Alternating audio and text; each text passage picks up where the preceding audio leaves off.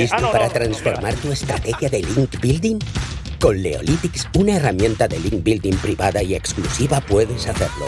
Accede a miles de medios en más de 10 mercados internacionales, con métricas SEO y gráficas actualizadas, y un algoritmo inteligente que funciona con data mining. Leolytics selecciona los medios perfectos para tu proyecto. Busca por palabras clave y encuentra artículos y sitios especializados. Ahorra tiempo y maximiza tu impacto con búsquedas eficientes y precisas.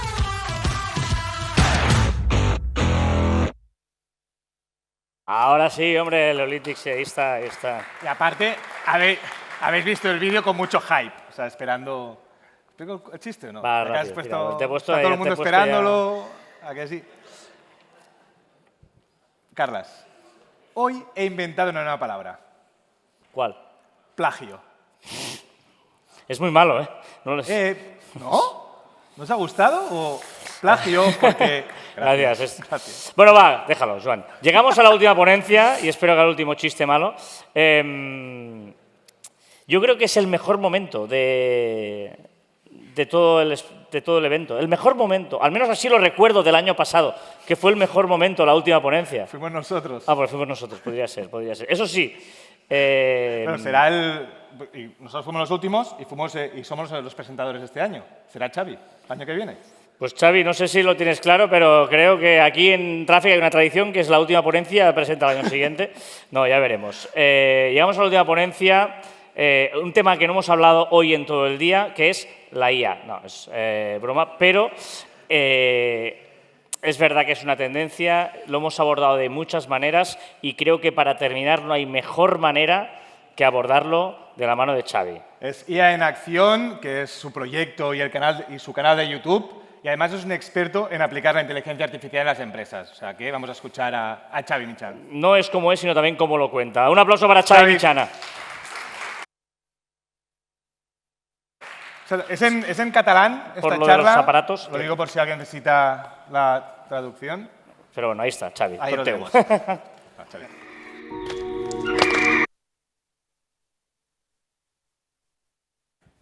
Pues empezamos. He estado escuchando la última ponencia, Natsir. Nos ha preguntado antes si nos dejábamos llevar por el hype.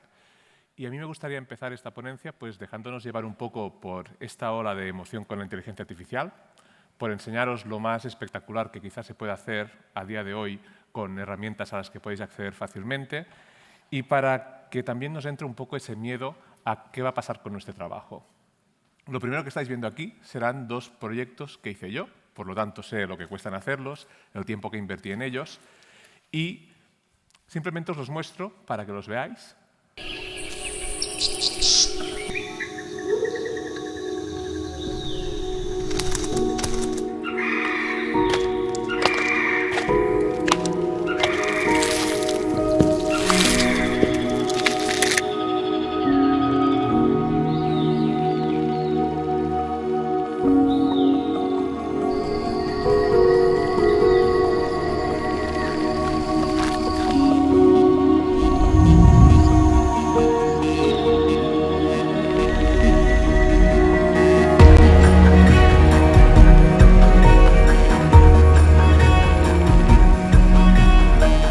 Esto que acabáis de ver sería un primer concepto de anuncio, no sería un anuncio. Y ahora os voy a enseñar otro que es un poco distinto porque tiene más elementos. Y la pregunta que os voy a hacer es exactamente la misma es la mateixa respecto als dos. Falla en català. Un momento para disfrutar de la aventura, la naturaleza, lo inhóspito, culturas lejanas, desde las profundidades hasta la luna. Deja que te llevemos. Vale. El que acabo de veure és un altre anunci. Els dos anuncis tenen les característiques de que tot el que heu vist està fet amb intel·ligència artificial. Vam crear el guió amb ChatGPT, les imatges amb diferents eines, el vídeo el vam animar també amb una suite d'intel·ligència artificial, inclús un element vectorial que apareixia al segon anunci està fet amb intel·ligència artificial, la veu és sintètica i la música està feta amb intel·ligència artificial. Aquí la pregunta és, d'acord, tot això ho ha fet la intel·ligència artificial, però amb un humà darrere que era jo. De manera que la pregunta que ens podem fer és quant temps creu que ha costat fer aquests anuncis? Una estimació. Cada un d'ells, aproximadament, fem una mica de rangs de temps, menys d'una hora. Algú aposta per això? 2 hores? Entre 3 i 4? Vale. Els dos han costat menys de 2 hores fer-los. Tot el procés, des de la idea fins a acabar el concepte, en menys de 2 hores podem arribar a un nivell com aquest. Però això era de fa uns 2 mesos i la cosa s'ha ficat més interessant aquesta setmana. De manera que el que farem és pujar una mica el nivell. Imagineu que esteu treballant en una web i que tenim que vendre aquests auriculars i, per tant, tenim de fer una imatge que acompanyi aquests auriculars dins una pàgina web i en aquests moments no tenim massa idea de com ho volem fer ni com volem enfocar aquesta campanya. Per exemple, podríem tindre una idea com aquesta. El so que pinta el teu món, la teva música, els teus colors, podria ser un primer concepte. Podríem tindre una segona idea, com aquesta, més que so, una experiència, la bellesa que sona, un altre concepte, o podríem tindre aquest tercer concepte, dissenyats per destacar, viu el color de l'àudio. Un altre cop, quant temps creieu que he passat per passar d'aquella imatge inicial, que era l'únic que tenia, a pensar els 3 conceptes i a crear les 3 imatges? 1 hora? 2? En aquest cas, hauria d'haver baixat bastant el nivell, hauria d'haver pensat més aviat en minuts. Això ho hem fet amb l'última novetat de ChatGPT. Segur que molts de vosaltres, si esteu connectats a xarxes, haureu vist moltes imatges d'estil Ghibli. Doncs aquest ChatGPT, que permet treballar amb imatges, segueix permetent treballar amb text. De manera que si nosaltres li plantegem una imatge com aquesta, li diem que ens doni idees de com poder vendre aquest producte amb una creativitat gràfica, ell és capaç de donar-nos idees. Ens presenta ell les idees, ens en presenta una segona, ens presenta una tercera idea i després, dintre la mateixa conversa, amb apenes 3 interaccions, crec que van ser, una de seguiment per cada una d'elles, m'ha generat les 3 imatges. Estem parlant que això porta una mica més de 5 minuts perquè és una mica lent. Un cop sigui més ràpid, estem parlant que un primer concepte es podrà treure en menys de 2 minuts. Aquí teniu els resultats que treu i que els comença a treure amb una qualitat i una consistència bastant elevades. Fiquem-nos una mica més creatius. Aquí teníem una imatge, simplement volíem reformular-la perquè pogués funcionar dins un context de web. Ara imaginem-nos que volem fer una campanya, un concepte de campanya, no un producte final, però sí hem de presentar alguna cosa al jefe, de dir, mira, he tingut aquesta idea per vendre, per exemple, un cotxe. Imaginem-nos que volem vendre un concepte d'innovació però basant-nos en la prehistòria i que tenim la referència dels Picapedra, per exemple, i diem, mira, m'agradaria veure, per començar, la meva idea com pot funcionar, com es veuria aquest cotxe amb la textura, per exemple, de fusta. I, amb la intel·ligència artificial, d'una manera molt ràpida, podem donar aquesta textura al vehicle. Però també podem dir que en aquests moments, que un cop hem vist el cotxe amb la textura de fusta, és, vale, això m'agrada molt, però m'agradaria pensar un cartell publicitari que pivotés al voltant de la temàtica dels Picapedra per vendre un cotxe. Dóna'm 3 idees. I aquí ja podeu veure, ho estic fent un altre cop amb ChatGPT. Ell em dona 3 idees. En aquest cas li dic, mira, la segona, la de no necessito els peus per arrencar, que fa una referència bastant gràfica a la sèrie, m'agrada. Mira, per què no em crees un cartell a partir d'aquest concepte? I en aquest cas, ChatGPT ho fa. I diu, ostres, el cartell m'agrada, però per vendre'l la imatge no m'acaba d'encaixar. Que s'imaginin més com pot quedar, per exemple, amb una marquesina d'un autobús, d'una parada d'autobusos. Li demano i ChatGPT, amb molt poques interaccions, ens deixa en aquest punt. Ens presenta el concepte. Evidentment, això no són creativitats finals, però podem dir que per haver-ho fet un altre cop amb 6-7 interaccions de ChatGPT no està malament. Ara, un altre concepte arran del que ha sortit. Us he dit que segurament si esteu connectats a xarxes, aquests últims 2 dies haureu vist molta gent transformant les seves fotografies a l'estil Ghibli. Però anireu a veure una pel·lícula com aquesta? The world is changed, and some things that should not have been forgotten were lost. But the Ring of Power has a will of its own. Evil is stirring in Mordor. The ring has awoken. Sauron needs only this ring to cover all the lands of darkness. What must I do? The ring must be... Bé, no el deixo sencer, seria el tràiler sencer del Senyor dels Anells, 2 minuts de tràiler, tot recreat amb estil d'animació, Quan creieu que ha costat amb diners i amb temps fer aquest tràiler? Vaig directe a la resposta. Aquí veieu l'autor. 9 hores i $250 per recrear tot el Senyor dels Anells amb aquesta estètica. Que evidentment molta gent dirà, però ja hi havia el tràiler original.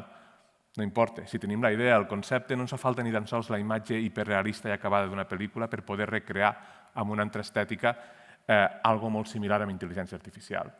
Jo he fet alguns curtmetratges de 3 minuts, evidentment no amb aquest nivell de qualitat, perquè a més no hi havia les eines, però estem parlant que dedicant-hi 2 o 3 dies pots treure un curtmetratge de 3, 4, 5 minuts que funciona bastant bé.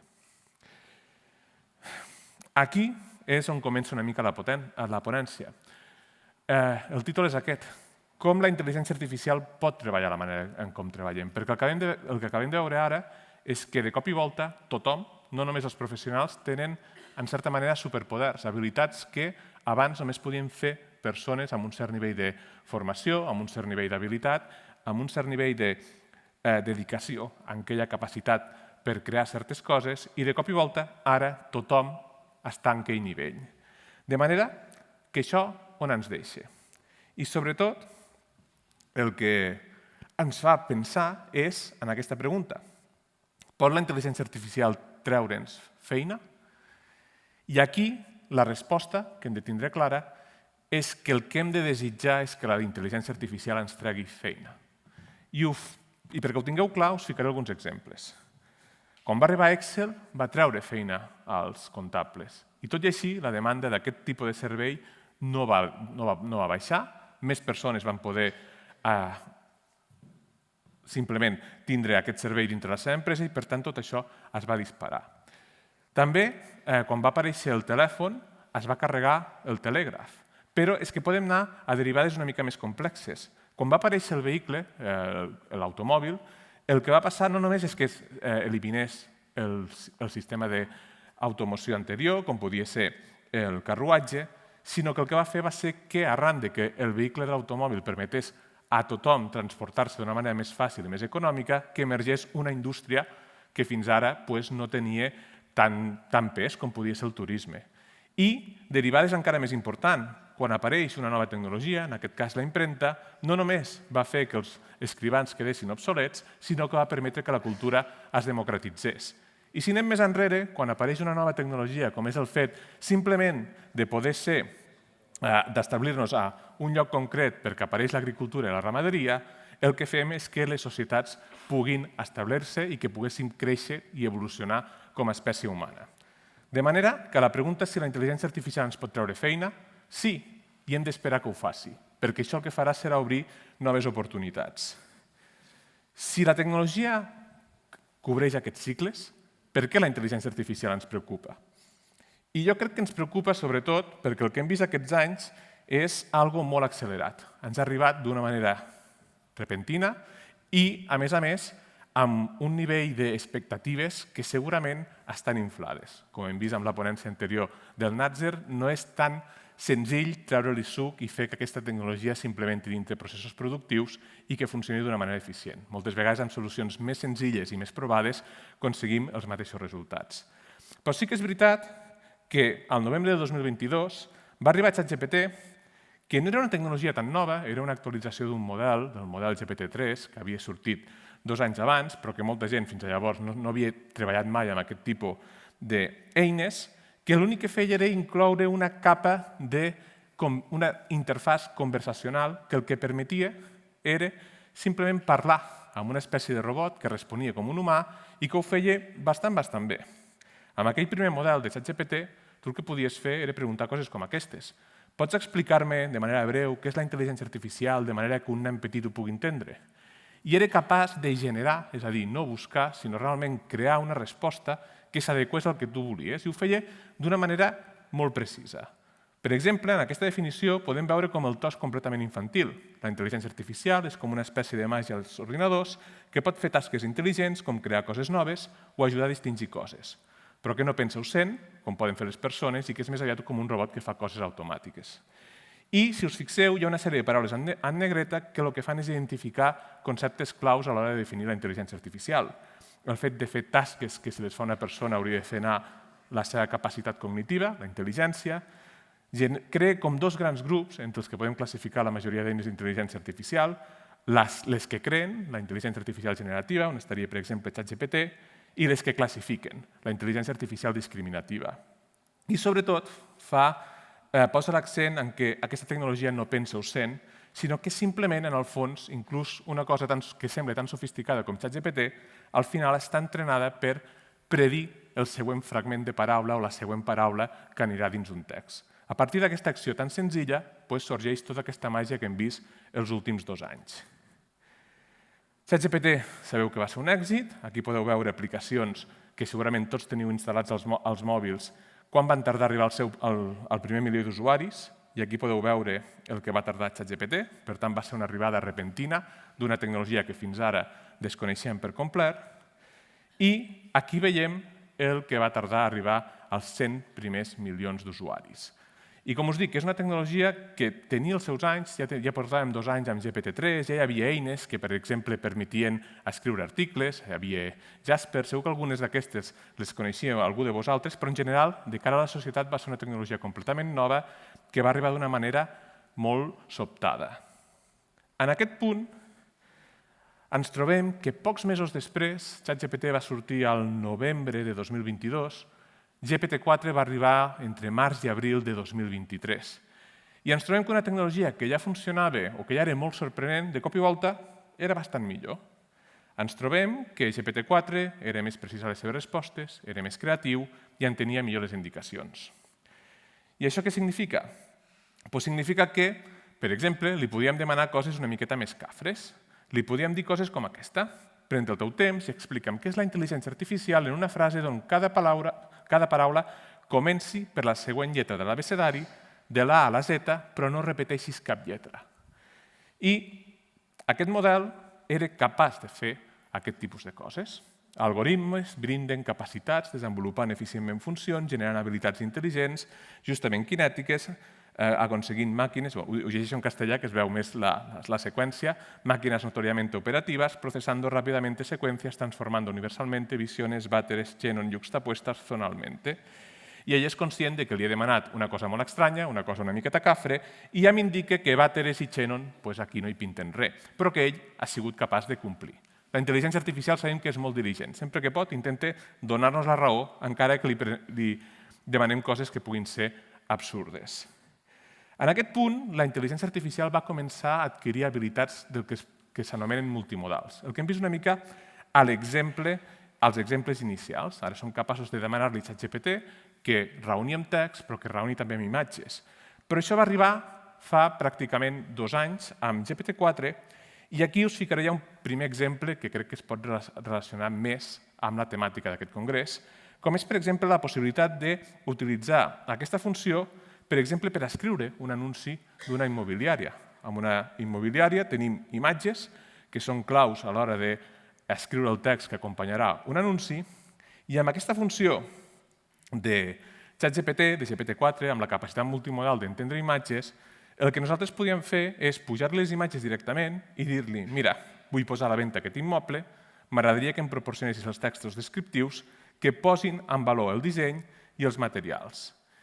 I en aquest cas, si anem a la conversa, perquè així la podem repassar amb una miqueta més de calma, la tenim aquí, veiem com ChatGPT és capaç de redactar un article a partir del que ha vist i si insistim, li diem, mira, vull que ho facis fixant especialment en detalls concrets de les imatges, mirem un moment les imatges perquè les tingueu presents, una seria aquesta i l'altra aquesta. No llegiré el text complet perquè hi ha coses que són relativament senzilles, però sí que vull que us fixeu en aquest element central, en aquesta barra que separa l'espai de cuina del que podria ser l'espai de menjador.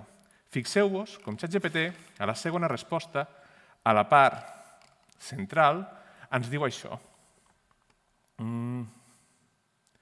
A més, l'àrea de cuina compta amb una barra pràctica que pot funcionar tant com a zona de treball addicional com a espai per menjar. És capaç d'identificar la continuïtat de l'espai en els 2 llocs, definir perfectament tot i donar ús i sentit a un element que apareixia a les 2 imatges. És a dir, La intel·ligència artificial, en aquells moments, començava, o les eines d'intel·ligència artificial, començaven a poder processar informació de diferents tipus, de diferents modes. En aquells moments teníem imatge i text, després es va incorporar la veu, a poc s'està incorporant el vídeo, aviat tindrem el 3D, i a poc totes aquestes interaccions amb la intel·ligència artificial ja no serà, per ella serà indiferent que ens hi relacionem parlant-li, que proporcionant-li una imatge, proporcionant-li un vídeo o simplement escrivint. I això obre un munt de possibilitats increïble. Aquí tindríem l'exemple que us acabo de mencionar. I amb GPT-4 va arribar una altra capacitat que és molt, molt interessant, però que no era especialment funcional. I ara us l'ensenyaré. Aquesta capacitat era la possibilitat d'analitzar taules de dades.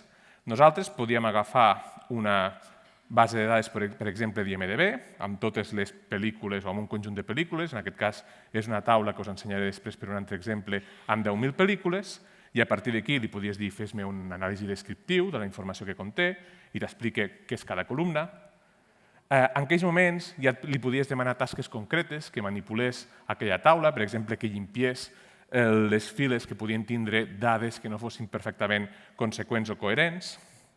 I, a més de tot això, el que podies fer és dir-li que raonés sobre aquelles dades i, per exemple, et proporcionés visualitzacions possibles. I, a més de proporcionar-te-les i explicar-te-les, era capaç de crear-les dintre el mateix context.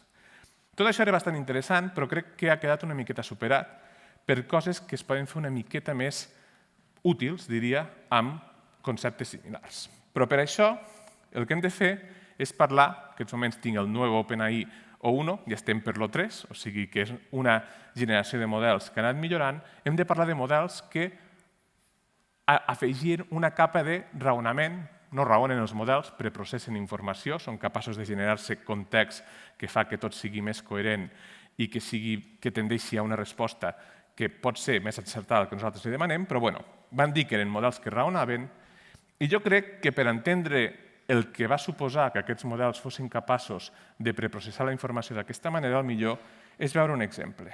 No chance. No chance. No chance. No chance. Come on. There's no way. There's no way. What line are you in? 208. Oh my God, it ran!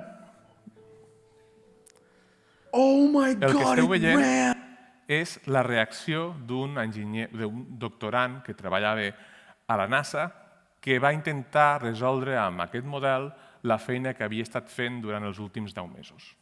I aquest model no havia donat amb la resposta exacta a l'hora de generar aquest algoritme, però sí que s'hi havia costat molt. La feina de 10 mesos d'un doctorant treballant en un centre d'investigació associat a la NASA, resolta per un nou model d'intel·ligència artificial, evidentment dirigit per aquesta persona que sabia què demanar-li exactament, resol, doncs, amb aproximadament una tarda.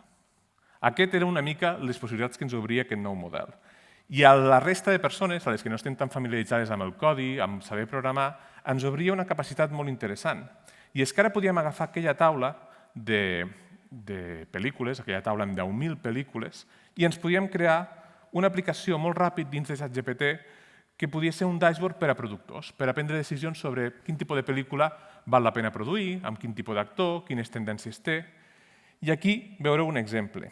Simplement parlant amb ChatGPT, nosaltres el que podíem fer era agafar un Google Sheets amb una direcció pública, pujar-la amb aquesta eina que havíem creat, automàticament carregaria les dades i ens mostrarà un dashboard amb 3 KPIs, 4 KPIs principals, els ingressos totals de la vista filtrada, el pressupost total, les diferents pel·lícules que hi ha a la vista filtrada. Quan entrem dins de cada una d'aquestes pel·lícules ens mostra aquestes gràfiques sobre com ha funcionat aquesta pel·lícula en retorn d'inversió respecte a pel·lícules del mateix gènere o pel·lícules del mateix any, un resum de la informació general, i quan anem filtrant ens actualitza dinàmicament aquests 4 KPIs, els ingressos, el pressupost total de les pel·lícules filtrades, el retorn de la inversió i el benefici total. Si busquem per Brad Pitt, doncs el que fa és actualitzar-nos també a la vista filtrada només amb pel·lícules de Brad Pitt. I a sota, que encara no us havia ensenyat, ens genera un total de 4 gràfics que ens donen certes tendències. Per exemple, com han funcionat les pel·lícules d'acció de Brad Pitt al llarg del temps o la relació entre ingressos, cost i retorn de la inversió de les pel·lícules. Cada un d'aquests puntets és una pel·lícula on podem veure exactament com havia funcionat. La pel·lícula més cara va ser World War Z, la pel·lícula amb millor retorn d'inversió, Senyor i senyora Smith, i el que estem veient és que això es genera d'una manera dinàmica amb una eina que és nostra, una eina que hem validat, i que aquest punt de que la intel·ligència artificial no és determinista, doncs el superem una mica perquè el que fem és construir una eina determinista a partir d'una eina que no ho és. Perquè hem d'entendre que per utilitzar aquesta tecnologia hi ha unes quantes claus que hem de tenir en compte. La primera, aquesta, no és una tecnologia determinista. La segona és que moltes vegades només és competent i correcta, no és excel·lent. I, sobretot, l'última i la més important de cara a treballar amb ella amb entorns professionals és que requereix supervisió. De manera que tot el que pot fer, si després hem d'invertir un temps, quan ja ho ha fet, a supervisar-ho, fa que la productivitat promesa moltes vegades baixi substancialment. I un altre punt important. A dia d'avui no serveix per automatitzar tasques molt complexes, precisament pel fet que no és determinista i que pot ser imprevisible i que els humans a vegades som una miqueta cafres a l'hora de relacionar-nos amb la tecnologia. I per posar un exemple, aquesta notícia, McDonald's va frenar la seva prova d'automatitzar simplement un drive-thru a un restaurant on tu demanaves des del cotxe i a l'hora de demanar el que tu volies van haver de parar la prova, bé sigui perquè alguns usuaris no l'utilitzaven correctament, bé sigui perquè realment el model d'intel·ligència artificial no era capaç de resoldre amb suficient precisió simplement algo tan senzill com demanar un menú a una hamburgueseria. Tenint en compte això, i tenint això al cap, us faré un exemple molt ràpid de veure si la intel·ligència artificial pot realment transformar com treballen, per exemple, un sector com els arquitectes, que a mi és un exemple que m'agrada molt ficar, perquè els arquitectes tenen una feina que és creativa i tècnica a la vegada i perquè treballen amb tots els tipus de dades possibles.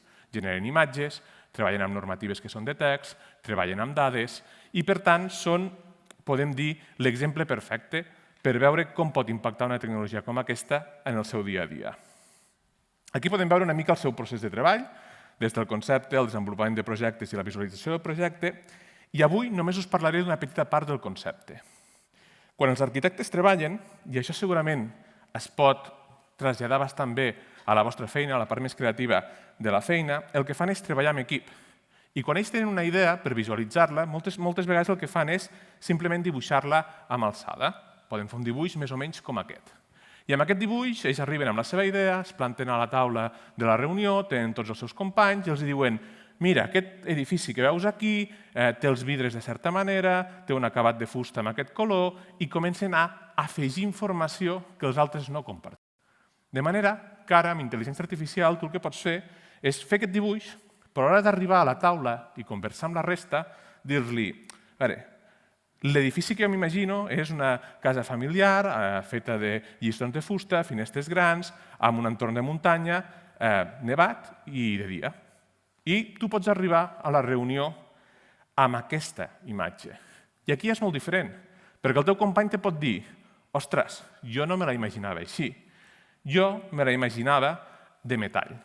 I automàticament el que estàs aconseguint no és una imatge que potser serveixi per ensenyar-li al client, però sí que és una imatge que serveix perquè tothom prengui decisions entenent el projecte d'una manera més similar.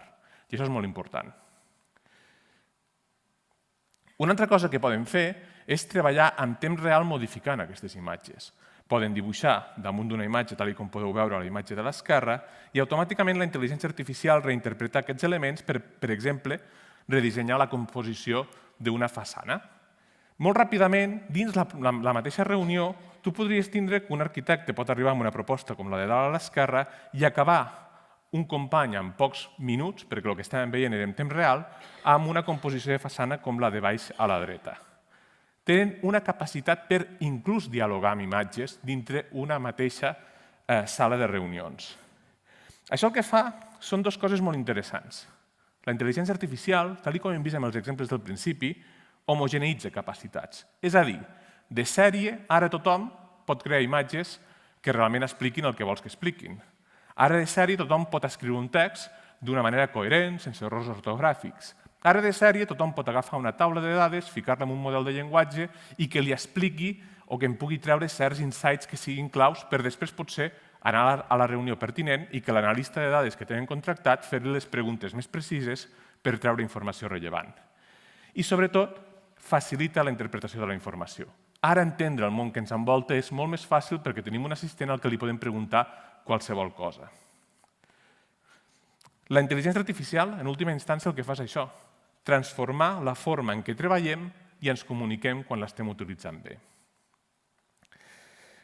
Ara sí, anem una mica a un exemple que jo crec que és més pròxim al vostre sector, que és explicar-vos una mica com la intel·ligència artificial ha canviat la meva feina. Jo em dedico a produir contingut, tinc un canal de YouTube, em dedico a més a fer formació, tinc una sèrie d'infoproductes i, en aquest cas, per exemple, en la part de formació, només som 2 persones, hem de produir tots els vídeos de YouTube, que són aproximadament 10 al mes, més una actualització de l'acadèmia que la realitzem setmanalment.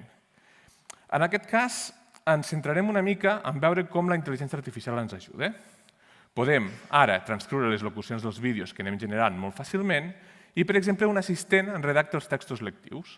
I això, explicat així, seria molt senzill, però té una derivada que crec que és més interessant. Perquè adoptar la intel·ligència artificial implica una mica reimaginar els rols, les tasques i els processos. Si vosaltres voleu agafar una eina d'intel·ligència artificial i ficar-la simplement substituint una tasca que feu dintre una seqüència de processos que no voleu canviar, ja us ho adverteixo ara, això no funcionarà. El que heu de fer és entendre el que fa la intel·ligència artificial i, per exemple, en aquestes formacions que nosaltres dissenyem, pensar com les fèiem abans. Abans, quan havíem de preparar una formació, estructuràvem un temari, preparàvem la presentació i els textos lectius si s'esqueia i després gravàvem les classes. I fixeu-vos en una cosa molt important. Tenia una limitació que és que aquesta tasca, més enllà que editar els vídeos, potser ho podia fer algun altre, però essencialment, del començament al final, la persona que ho feia tot era la persona que tenia el coneixement per explicar aquests continguts. Fixeu-vos com amb l'arribada de la intel·ligència artificial el que fem és canviar una mica l'ordre dels factors. Primer creem un mapa mental on estructurem tot el temari, jo explico aquest mapa mental una mica a la meva bola i després preparo els textos lectius amb ajuda d'intel·ligència artificial. M'estalvio preparar una presentació i els textos lectius es generen al final. És a dir, parteixo moltes vegades d'un esquema com aquest, a partir d'aquest esquema gravo el vídeo i el passo a una eina com, per exemple, HappyScribe, que em treu la transcripció de l'àudio, i a partir d'aquí tinc un assistent GPT que el que fa és me converteix la transcripció en uns textos lectius perfectament organitzats. Això m'agilitza el procés, evidentment, però, a més d'agilitzar el procés, té un segon benefici que és molt important. Si jo volgués, l'última etapa del procés, convertir el vídeo en textos lectius, la podria delegar a algú, perquè la intel·ligència artificial sí que a vegades al·lucina, però si el context que li fiques és molt precís i l'únic que li demanes és transformar sense que imagini gran cosa, ho acostuma a fer molt bé. A partir d'aquí hem de veure una mica com transforma un procés la intel·ligència artificial, em repetiré una mica els conceptes que us ha transmès el Natzer, a vegades ens permet fer tasques més ràpid, a vegades ens permet fer tasques millor, i a vegades el que fa, en última instància, és que ens permet fer tasques que no faríem. Per veure-ho, per exemple, l'exemple de fer tasques més ràpid podria ser el següent. Nosaltres hem fet una formació, això és un exemple real, hem fet formacions d'intel·ligència artificial per l'àmbit mèdic, doncs me demanaven al final que fes un examen amb el contingut que jo havia elaborat, però que tenia la peculiaritat de que tenia que ser un examen tipus test. I els exàmens tipus test, pel que els prepares, són especialment molestos, perquè la resposta correcta a una pregunta que t'hagis inventat la tens molt clara. Les altres 4 que han de ser coherents però no evidents són molt difícils a vegades de trobar i a sobre has d'escriure la justificació. En aquesta tasca concreta, la intel·ligència artificial era magnífica. Una feina que em podia portar tota la tarda la podia resoldre en mitja hora simplement utilitzant la intel·ligència artificial i anant decidint quines preguntes me quedo i quines preguntes descarto. Una altra tasca, que per exemple la intel·ligència artificial era molt eficient, és, si aquí alguns de vosaltres sou emprenedors o teniu empreses, sabeu que cada trimestre Hisenda ens demana que li passem els ingressos, els gastos. Tot això va articulat per factures, però hi ha factures que tenen una característica especialment molesta, que és que les hem pagat en divisa estrangera, les hem pagat en dòlars. I Hisenda no li serveix que li fem la transformació a euros a la data que li entreguem el trimestre. Ella vol que ho fem a la data precisa en què es va emetre la factura. Doncs, amb intel·ligència artificial, aquesta tasca que era bastant molesta i que no és que ens fes perdre molt temps, però no venia gens de gust fer-la, Ara se soluciona molt, però molt ràpid. Simplement puja el PDF a ChatGPT, ell comença a escriure la resposta, en un moment donat dirà de connectar-se a una petita aplicació externa pública d'un banc alemà, aquí li donaré el permís, i ell el que fa és crear-me una taula on me diu, mira, he identificat la data, he identificat quina és l'empresa emissora, el número d'IVA, la quantitat original en divisa de dòlars que t'he convertit en euros i que el que li hauràs de ficar a l'Excel del gestor és el de l'última columna. De cop i volta, una tasca que no té més, que simplement s'ha de fer, passa de ser un mal de cap a algo que es fa completament automàtic. Ens permet fer tasques addicionals, és a dir, fer tasques que no faríem però que ara podem fer i que ens millora certs parts de l'operativa. Un exemple, quan fas una formació saps que hi haurà preguntes dels alumnes. Doncs ara tu pots utilitzar la intel·ligència artificial com un simulacre d'alumnes i que et generi les possibles preguntes freqüents que tu no has resolt al temari de la teva explicació. De manera que amb això el que aconsegueixes són dues coses. Primer, una millor experiència de l'alumne, que té un repositori de preguntes freqüents on pot trobar els dubtes que encara tu no havies plantejat o no havies resolt potser de la manera més precisa. I l'altre és que tu t'estalvia feina, perquè aquestes preguntes que potser sortirien més endavant te les ha anticipat la intel·ligència artificial. És una eina que no necessàriament estalvia temps. El que fa és transformar el procés i moltes vegades el producte i servei que oferim. Si la volem aprofitar realment, l'última etapa ha de ser aquesta, és treballar d'una manera diferent. Quan parlem de fer tasques millor, us vull ensenyar un exemple i un procés complet, i una cosa que, per exemple, us podeu endur a casa i ho podeu fer servir, com és, per exemple, fer una proposta de disseny web. Nosaltres, durant un temps, vam oferir disseny web a través de WordPress, en aquest cas a través de plantilles, no eren dissenys molt a mida, però que sí que servien per complir amb la feina, i ens recordem que en aquests casos parties d'algo com això, algo que podia ser d'un sector que no tenia res a veure i que tu havies d'adaptar a un sector completament diferent, on els textos estaven en anglès, o pitjor, els textos dummies que estan en llatí.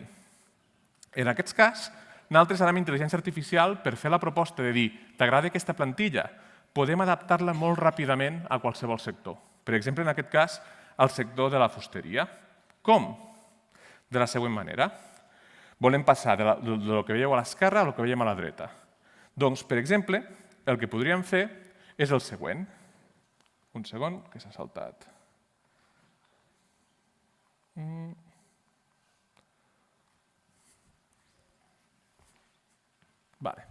Aquest és el que volia que veiéssiu i... ja s'està veient. Parteixo d'una extensió que es diu Copy as Markdown, que té la característica que el que fa és, quan jo selecciono el text, ell el guarda en un format, que és un format de codi pla, que s'anomena Markdown, que el que fa és jerarquitzar el que són els títols, el que és el text pla i la resta d'informació que hi pot haver dintre d'aquesta pàgina. Quan jo copio amb aquest format, el següent que puc fer és anar-me'n a ChatGPT, aquí podeu veure el format, com més el modilla esté davant és la jerarquia dels títols, me'n puc anar amb aquest text a ChatGPT i el que li puc demanar és que simplement substitueixi, respectant perfectament la jerarquia, cada un d'aquests títols, d'aquests textos, per un text del context en el que jo vull adaptar la plantilla. Per exemple, al context de la fusteria. Hola, el prompt sería algo como eso. Hola, quiero adaptar una plantilla de WordPress para hacer la página web de un carpintero, no quiero modificar el diseño, por lo que quiero que adaptes los textos a partir d'aquest format. I aquí podeu veure com ChatGPT és capaç de generar-nos els textos amb la jerarquia exacta. Aquí podem veure els diferents títols i que inclús, aquí us hi fixareu, ens respecta la jerarquia que hi ha dins dels acordeons. Aquí podeu veure com estem a la secció aquesta d'automotive, podeu veure la part de diseño y fabricación de muebles exclusivos y això que està seleccionant ara seria aquesta part. Ofrecemos soluciones personalizadas para tu hogar adaptando cada mueble a tus necesidades y estilo. Ens quedaria la part d'imatges. I la part d'imatges també la podem solucionar molt ràpid. Podem anar, per exemple, a una eina com Copilot, passar-li tota la captura de la plantilla original, a partir d'aquesta captura dir-li que identifiqui totes les imatges i ens escrigui el prompt precís de cada una d'aquestes imatges per adaptar la temàtica dels cerrajeros als fusters. Aquí podeu veure com identifica cada una de les imatges i em genera un prompt. I amb aquest prompt, el que podria fer és anar-me'n, per exemple, a una eina com FreePic, generar totes les imatges que necessités, amb els diferents formats perquè s'adaptin a la plantilla, i un cop hagués fet això, simplement substituir aquestes imatges a la plantilla original. De manera que jo al client, quan li arriba i li diga mira, jo vull fer-te aquesta pàgina web, la vegi com una pàgina seva. Dius, la selecció de la plantilla és molt més fàcil vendre la plantilla si sembla algo que podria ser per ell que no si simplement és algo que no té res a veure amb ell. A més, la intel·ligència artificial el que fa és obrir-nos noves oportunitats. Per exemple, gràcies a la intel·ligència artificial ens hem animat a entrar al món del desenvolupament del software. En aquest cas, jo treballo a YouTube, faig miniatures d'aquest estil, les fem amb intel·ligència artificial, i ens va arribar que hi havia altra gent que volia aprendre a fer-les i que necessitava una eina. En aquest punt, nosaltres vam identificar com hauria de treballar aquesta eina, havia d'identificar, havia de poder crear el fondo, havia de poder crear l'avatar, havia de poder transmetre l'emoció adequada d'una manera fàcil, i a partir d'això, doncs, el que vam veure és que no sabíem si això era molt complex de fer. És a dir, nosaltres no érem desenvolupadors, nosaltres no teníem en aquells moments idea de com desenvolupar algo tan complex que permetés generar aquest tipus d'imatges amb cert control, i el que vam fer és algo molt senzill, identificar si tot això era viable amb intel·ligència artificial. És a dir, vam fer el primer MVP amb intel·ligència artificial. I el que esteu veient és un MVP fet en una tarda, on tu podies generar una imatge amb intel·ligència artificial, podies ficar-la dins d'un lienzo, podies generar imatges, en aquest cas sense un model entrenat, sinó imatges de qualsevol personatge amb intel·ligència artificial, podies col·locar-la al lloc on volguessis amb la mida que tu volies. Vam comprovar que era relativament senzill eliminar el fondo d'aquesta imatge perquè pogués encaixar dins del fondo que nosaltres havíem creat, i inclús vam incorporar la possibilitat de poder canviar l'expressió del personatge. Aquí podeu veure com, un cop cliquem, tenim l'últim detall. Amb això, què vam aconseguir? Evidentment, amb això tu no pots crear una aplicació que vagi al mercat, perquè hi ha 50.000 altres coses que van més enllà de les funcionalitats que has de tenir en compte. Però sí que pots aconseguir certes coses. El primer, veure la viabilitat tècnica. Pots millorar la comunicació amb el desenvolupador, perquè tu saps què es pot fer i què no es pot fer i com més o menys se pot fer. Pots avaluar la complexitat real del producte que tu tens al cap, perquè a vegades ens pensem que les coses són molt senzilles, però no ho són tant. I a més, el cost de provar això és realment mínim, de gratis a uns pocs euros. De manera que nosaltres aquí tenim el primer projecte. Si tot va bé, aquesta setmana havíem d'obrir, però obrirem, si no és aquesta setmana, durant aquest mes, i vam poder veure això, vam poder llançar-nos a la piscina amb la seguretat que el projecte que teníem al cap es podia fer. Per acabar, amb tot això que us he explicat, que heu de tindre en compte. Per les empreses, a curt plaç, la intel·ligència artificial és una oportunitat que, per exemple, pot augmentar la seva productivitat.